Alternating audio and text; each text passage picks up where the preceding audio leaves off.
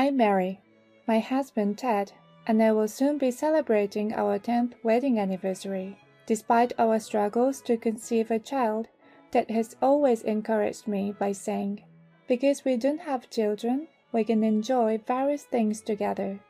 Let's have fun together." When our days off coincide, we like to go on hot spring trips as we both enjoy traveling. Even though we didn't have children, we enjoyed our married life.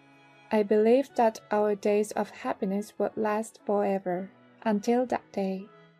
I work in an office at a nursing home. That day, like always, I was working from the morning. During work, I was thinking about making fried noodle with cabbage and bean sprouts for that night. That's when it happened. "Mary!" Suddenly, I was called by the director in a loud voice. Thinking I made some mistake at the response of the director's call. "Yes," I immediately replied, but I couldn't help but feel tensed. As I was heading towards him, he, looking panicked, ran towards me. "It's terrible! Your husband... What happened? Your husband collapsed at his workplace. You shouldn't work anymore, and go to the hospital right now." I hurriedly got in my car and headed for the hospital. While driving, my heart was pounding continuously. I said to him, "See you later," and this morning as usual, I was driving in tears, pleading, "Please be safe, please." The distance to the hospital, which was only 15 minutes away, felt incredibly long for some reason. Upon arriving at the hospital, I ran to the reception desk. I was led to the designated treatment room. "Ted!" Even if I kept shouting, my voice didn't reach him. It was already too late. In the silent treatment room, only the sound of the equipment echoed. Looking at the faces of the doctors and nurses, I could tell what had happened. The doctor came to me and said, "You're his wife, aren't you?" "I'm sorry, but your husband's condition is..." Upon hearing this, I fell to the floor crying. The cause of death was reported to be a myocardial infarction. There might have been more explanations, but I couldn't hear anything else. The thought of never seeing my husband again, and never being able to say, "See you later." We promised to be together forever, but he is gone before me. This might be a dream, trying to escape from reality. I was convinced that he must be playing a prank on me. That's what I thought, and then I collapsed. When I woke up, I was in the hospital room, and my worried parents were by my side. "Mary, are you all right?" My mom gently held my hand. "Why am I in the hospital?" "That's right. I heard my husband had collapsed. Where is he?" While my consciousness was still hazy, I tracked back the memories before I collapsed and cried.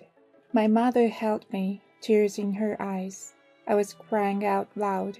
I wonder how much time has passed. I just kept crying and thought I had to accept the reality. He's not coming back. He passed away. I have to properly send him off for the last time. Otherwise, I won't be able to face him. I bit my lip and vowed not to cry anymore. My in-laws took care of the funeral arrangements. My mother-in-law was as worn out as I was, and it seemed like my father-in-law took care of most things. God is so unreasonable to take him away so suddenly. My friends who came to offer incense said that with tears. "Mary, cry when you need to." They encouraged me. There are people who cared for me and said kind words, but all I could reply was, "Thank you for your concern." I wanted to cry without worrying about being seen, but I held back, telling myself that now was not the time.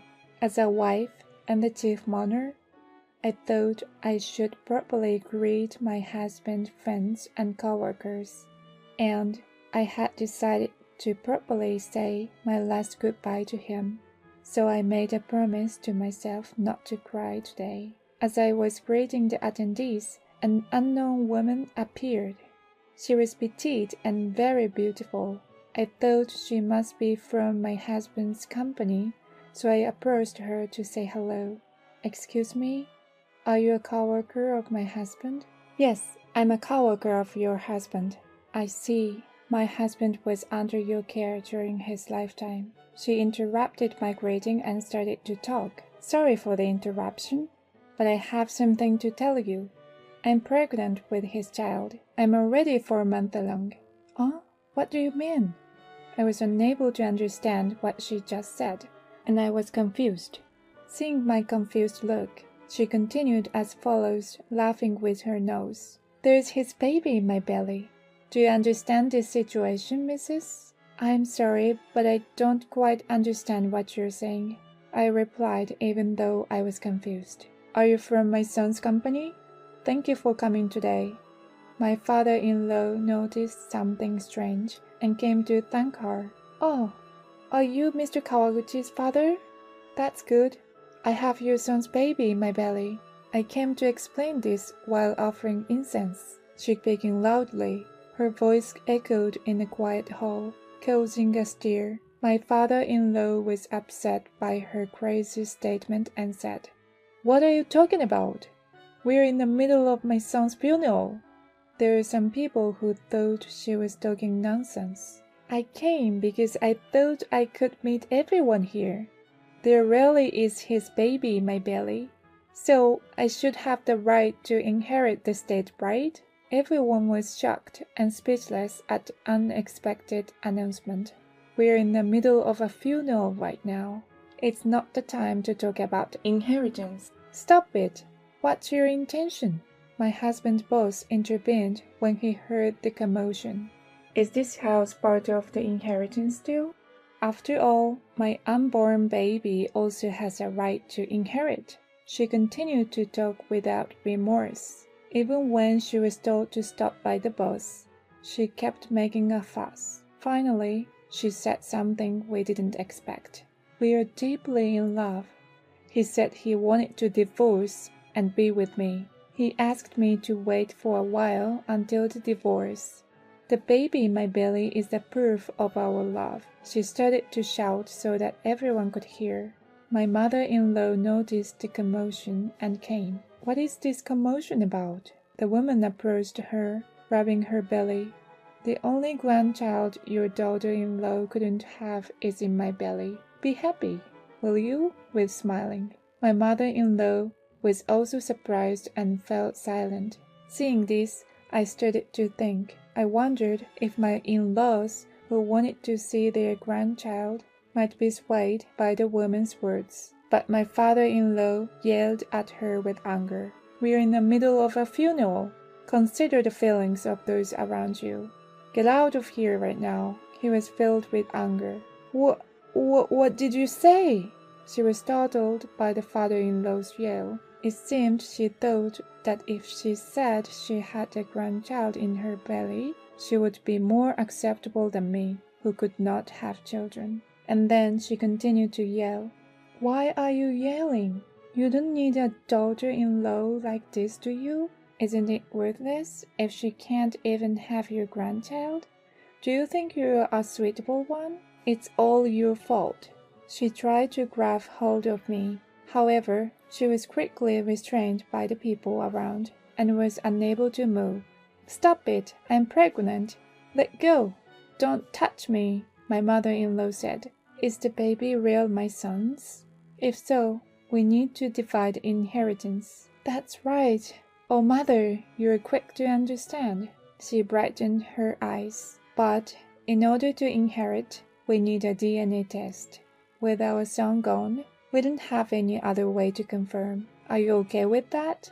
Is the child really my son's?" My mother-in-law asked her with a smile, saying, "We don't need a DNA test. We are truly in love." She was shaking. "You're shaking. Are you all right? Is something wrong?" My mother-in-law drew near her with a cold look. The woman's face began to turn red. My mother-in-law's face changed, and she said forcefully, "You've caused a commotion during the funeral. Do you understand what happens if it turns out the baby is not my son's?" At the mother-in-law's strong words, the woman fell silent and finally began to cry. But we're in love, truly. She still keeps saying crying. Enough. Crying won't help. My son could never have loved someone like you. I know how much he loved his wife. While hugging my shoulders, my mother-in-law rejected the woman's words. She continued, "She's your subordinate, right? We want to send our son off properly. Can you please take her away?" My husband's boss forcibly took the woman away. The funeral proceeded as planned and ended safely. When the cremation was done and the bones were put in place, I finally felt that my husband was no longer in this world.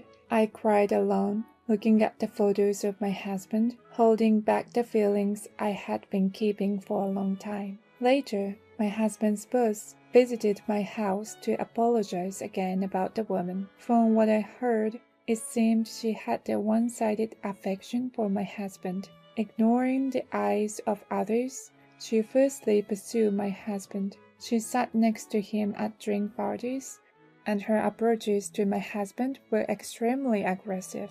However, my husband never responded to her. There seems to have been warnings to her from his boss and others, but she didn't listen, and everyone eventually gave up. The boss bowed his head and apologized for the company not being able to manage the employee. I told him that the company doesn't need to apologize, and that it's all the woman's fault. I also told him that I filed a claim for damages against her for defamation. I emphasized that it is an unforgivable act to defile my last farewell with my husband. It seemed that the boss understood my feelings, and after that, we talked about my memories with my husband. His boss, tears welling up in his eyes, said, "He was always talking about you. He may not remember himself, but when he got drunk, he'd immediately start bragging about his beloved wife. You're really lucky to be loved so much." No. I feel like I was given a husband who is too good for me, I replied, my voice trembling. Later on, my mother-in-law told me that the woman was indeed pregnant. However, it seems that the baby was not my husband's. She had relationships with various men and admitted to purposefully getting pregnant. She thought that if she created a commotion claiming that the child was my husband's, we would surely divorce. So apparently she was saying she had wanted to take revenge on my husband and me, who never gave her any attention. And she didn't even know who the real father of the baby in her belly was. Her actions became known in the company, and she ended up having to resign. As a result of her own action, she became jobless and was then sued by me for damages. But I thought that was her just deserts. After the boss left, my mother-in-law spoke to me. Actually, there was one time when we said we wanted our grandchild that was mad at us. He told us never to mention it to you, Mary. He even said he'd break off ties with us if we did. Even if he couldn't have a child, if he had you, that was enough for him. My in-laws understood from their conversation with Ted that even if they didn't have a child, if they were happy, that was enough. She continued to talk. At that time, I really felt he loved you. That's why she could firmly say he was not cheating at that moment. I really love you. You're like a real daughter to me. So, because you're still young, I want you to remarry and be happy. But I shook my head with a smile. I have only one husband, now and forever. She burst into tears. I hugged her and cried with her. It's been several years since then, but I continue to think about my husband. Even now, there are times when I can't understand why he left me alone in this world. I often feel there is no point in living in a world without my husband, but I have to go on living. My husband was an only child, so I'm sure my in-laws are lonely because he's gone. I've decided in my heart that I want to take care of them in place of my husband. Today's my in-laws' 14th wedding anniversary. I prepared a cake for them as a surprise and presented it to them. I also gave them a trip as a gift, hoping they would enjoy spending time together. They are very pleased, and again I expressed my gratitude to them for giving birth to my husband.